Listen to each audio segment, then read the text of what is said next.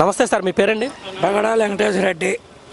రెడ్డి గారు ఏం చేస్తుంటారు సార్? నేనైతే ప్రస్తుతం ఖాళీగా ఉన్నా. ఇదివరకు కార్మిక పథకం ముఠా చేసేవాడిని, ఇప్పుడు ఖాళీగానే ఉంటాను.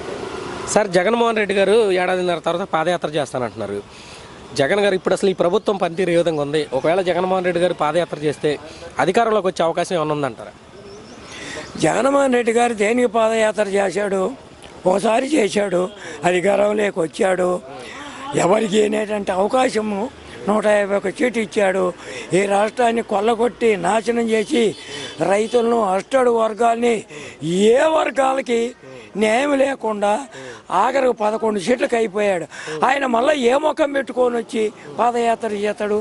ఆయన అధికారంలోకి పాదయాత్ర కాదు కదా, ఆయన మోకాల యాత్ర చేసినా కూడా ఆంధ్రప్రదేశ్ ప్రజలు మళ్ళా జగన్మోహన్ రెడ్డికి అవకాశం ఇస్తుందనేది ఆయన జన్మలు కూడా అనుకోకూడదు. ఆయనకి ఇంక అవకాశం ఇయ్యరు. ఈ రాష్ట్రాన్ని 1000 కోట్లు భూములు కానీ నిక్కరస్కాము కానీ ఎక్కడున్న చిన్న చిన్న అవకాశాలన్నీ వాళ్ళ నాయకులు వాళ్ళు దోచేసి ఇవాళ ఎమ్మెల్యేలు, ఎంపీలు, మంత్రులు ఈ ఆడనటువంటి వాళ్ళు జైళ్ళలో మూలుగుతుంటే ఆయనకి ఇంకా సిగ్గుండాలి. ఏది పాదయాత్ర చేస్తే నేను అధికారంలోకి వస్తా అని ఆయన అనడానికి ఆయనకు సిగ్గు అనేది లేదనుకోవాలి. ఏమండి, ఇవాళ ఎంతమంది ఎమ్మెల్యేలు లోపల ఉండరు, ఎంతమంది ఎంపీలు ఉండరు, ఎంతమంది మీ స్థానిక నాయకులు నీ వెనకాల తిరిగిన వాళ్ళు. మీ బాబాయ్ ఒక దేవుడి తిరుపతి వెంకటేశ్వర స్వామి గుడికి కల్తీ తెచ్చినటువంటి వాళ్ళని వెనకాల పెట్టుకొని ప్రజల సొమ్ము కాదు, ఆఖరు దేవుడి సొమ్మును కూడా ఇట్లాగా కల్తీ సొమ్ములు చేసి అమ్ముకొని నాశనం చేసినటువంటి జగన్మోహన్ రెడ్డి మళ్ళీ ఏడాదిన్నర కాదు కదా, ఇప్పటి నుంచి మొదలు పెడితే ఇంకా 3 సంవత్సరాలు ప్రతి ఇంటికి డోర్ టు డోర్ తిరిగి మోకాల యాత్ర చేసిన జగన్మోహన్ రెడ్డికి ఇవాళ ఆంధ్రప్రదేశ్ ఓటర్లు ఓటేసే సమస్య లేదు.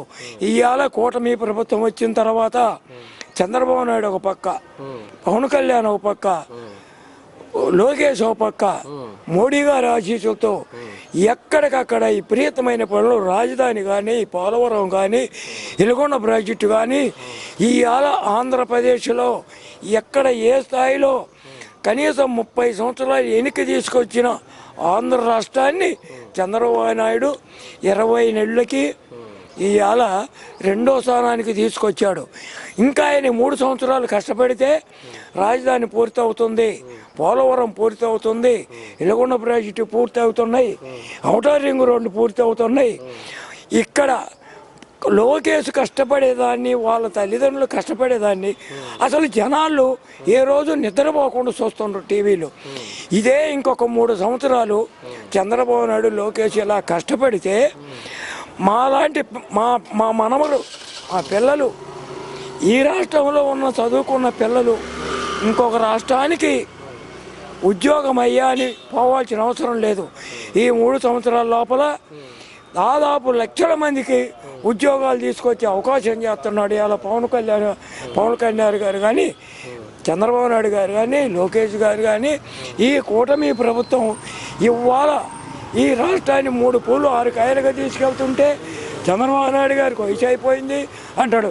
ఇవాళ జగన్మోహన్ రెడ్డి గారికి నేను ఒకటే చెప్తున్నా, చంద్రబాబు నాయుడు గారు 75 సంవత్సరాల్లో 8 కిలోమీటర్లు నడుస్తుండు ఓగి లేకుండా. జగన్మోహన్ రెడ్డి గారు ఆయన వెనకాల జరగమనండి. ఎందుకండి, నక్కకు నాగలోకలు అని చెప్పి జగన్మోహన్ రెడ్డి ఎక్కడ, చంద్రబాబు నాయుడు ఎక్కడండి? ప్రపంచ దేశాల్లో కూడా రాజకీయాల్లో తెలివైన వాడు, పరిపాలనా దక్షుడని పేరు తెచ్చుకున్నటువంటి చంద్రబాబు నాయుడికి అక్కడ రాష్ట్ర ప్రజలను అన్యాయం చేసి దోచేసి 1000 కోట్లు దోచేసినటువంటి జగన్మోహన్ రెడ్డికి అక్కడ నక్కకు నాగలోటని చెప్పినట్టుంది. జగన్మోహన్ రెడ్డి గారికి మళ్ళీ ఈ రాష్ట్రంలో అవకాశమే లేదు. ఏంటండి మీరు ఒక రెడ్డి గారు ఏంటి జగన్మోహన్ రెడ్డి గారి గురించి ఈ విధంగా మాట్లాడుతున్నారు? కులం కాదండి, చేసేవాళ్ళు కావాలి. రెడ్డి గారే అవ్వచ్చు, రెడ్డి గారైనా రెడ్డి గారు మాట్లాడొద్దు. ఎవరు మంచి చేస్తే వాళ్ళని అనుకుంటారు. మాలాంటి రైతులకు ఇవాళ జగన్మోహన్ రెడ్డి రైతులకు ఏం చేశాడండి? నేను రెడ్డే, నాకు పొలం ఉంది. జగన్మోహన్ రెడ్డి సర్వే అని పెట్టి మిగులు గవర్నమెంట్ ఉన్న భూములు మొత్తం వాళ్ళ ఎమ్మెల్యేలకు ఎంపీలకు దోషేశాడు.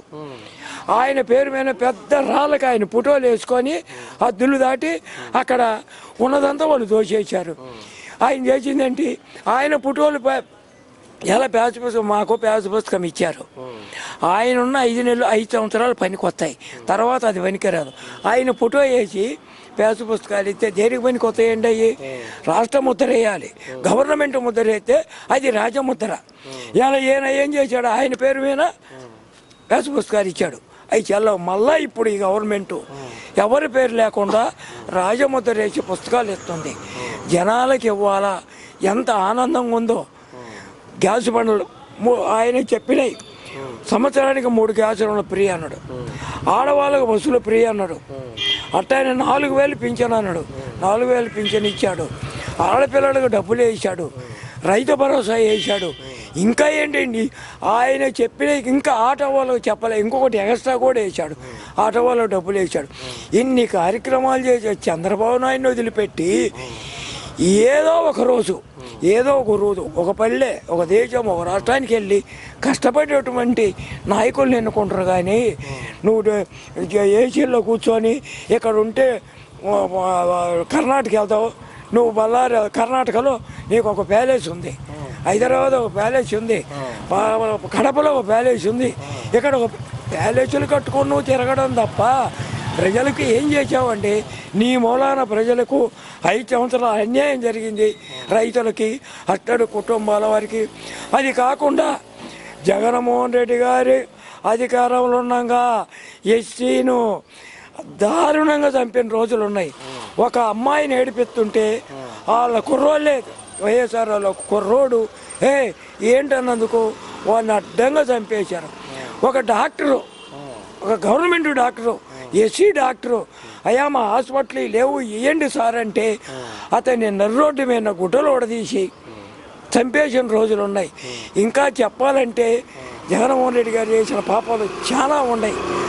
ఎందుకంటే ఆయన పాదయాత్ర చేసి పరువు పోగొట్టుకోవడం తప్ప ఈ రాష్ట్ర ప్రజలు ఆయనకు అవకాశం ఇచ్చే ప్రసక్తే లేదు.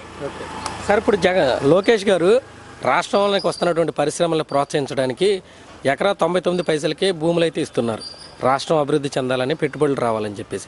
మరి దీన్ని కూడా వైసీపీకి చెందినటువంటి కొంతమంది నీ అబ్బ సొత్తు అని ఇస్తున్నావా, నీ బాబు సొత్తు అని ఇస్తున్నావా, లేకపోతే నీ తాత ఏమన్నా అక్కడ నారావారిపల్లిలో సంపాదించింది తీసుకొచ్చి ఇస్తున్నావా అని చెప్పేసి ఇష్టం వచ్చినట్టు మాట్లాడుతున్నారు.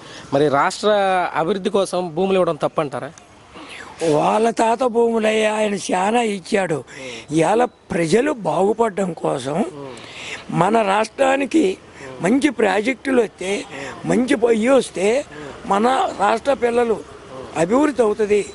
ఇలా చంద్రబాబు అక్కడ గవర్నమెంటు రాజధానిలో చాలా మంది బ్యాంకీలకు ఇచ్చారు, వాళ్ళందరూ కట్టుకుంటుండ్రు, అది అభివృద్ధేగా. అటువంటి వాళ్ళకు పొలాలు ఇస్తే తప్పేముంది? మా పిల్లలు ఒక పెద్ద ప్రాజెక్టు కడతారండి, ఆ ప్రాజెక్టులో 100 మంది బతుకుతారు, 200 మంది బతుకుతారు. అది ఇచ్చేది తప్పు కాదు, ఆయన బాబు సొమ్ము కాదు, ఈయన బాబు సొమ్ము కాదు, గవర్నమెంట్ సొమ్ము ఇస్తుండ్రు. ఇచ్చి ప్రజలకి మేలు జరిగేదానికి ఎంతైతే ఏముందండి, అది ఇస్తే మేలు జరుగుతుందిగా.